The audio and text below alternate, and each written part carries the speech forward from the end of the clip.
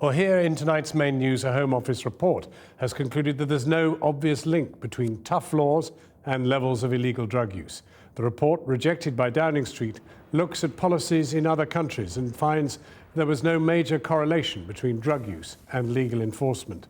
We're joined now by Silla Carron, who's credited with turning her estate around by confronting drug dealers and doesn't believe decriminalisation is the answer, and Paris Lees, a recreational drug user who says we need an honest debate surrounding drugs.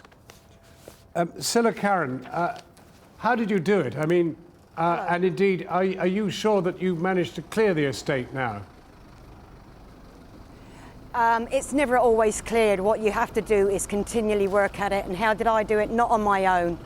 I had lots and lots of help from the local council, the councillors, officers, the police, street wardens, and the community. We all took a part. Carron, but it was really difficult.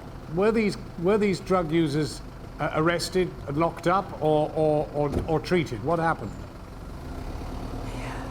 Bits of both. It was brought to the attention, and you'll find that when they found somewhere they can go, they come back on a regular basis. So to see the same face was quite an unusual thing. When you report it, they would be offered help. They don't all want help. Some of them can't be bothered, don't want to know. They'd rather do what they do. But it's not just about them, it's about the people that have to live in it. Won't go out from their homes because of what's outside.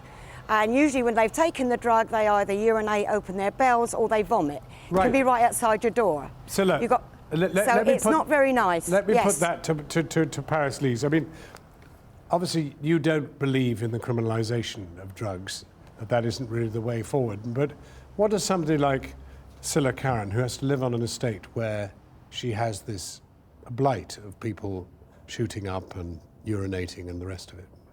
Well, can I just say I've got the utmost respect for Silla, and I think it's great that she's trying to make a positive difference in her community. So I'm absolutely not slating what she's doing at all. But I mean, I have a history of alcoholism in my family, and that's a problem. And you know, we can have problems with substances, but I don't necessarily think that banning them is the answer. And actually, what we should really be talking about is the fact that the government tried to suppress this report. What are they playing at? Like, this isn't the Middle East. It's not something where there isn't a right answer. We're talking about substances that have a measurable effect on the human body, and we need to have an honest conversation but you see, if one goes the treatment route, Silla's view is that actually there's a whole lot of addicts that she's met who don't want treatment. I mean, they want to do what they do, as she said. Okay, but it's been illegal for the past 40 years, and you know, there's these problems. Well, that's the big issue, isn't it, Silla? They don't want to know.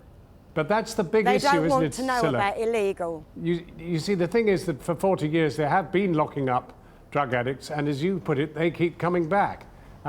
Isn't the answer somehow? No, I also said, hang on a minute, I also said that it's taken about 8 or 9 years and they no longer use this estate, but that doesn't mean to say that they can come back, because you've still got to work at it.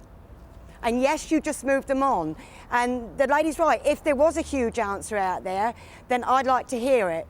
But why should people who do no harm to anybody can't get out of their door because of what's outside their door when they don't ask for it?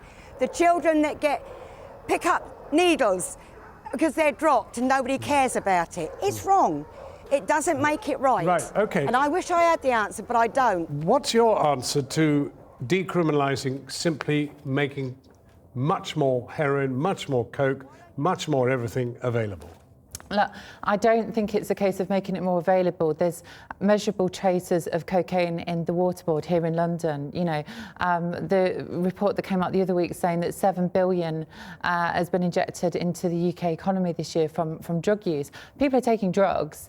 It's whether or not we're actually criminalising them, turning people into criminals. There are millions of people in Britain who've taken drugs, don't have a problem. I'm not urinating on anybody's doorstep.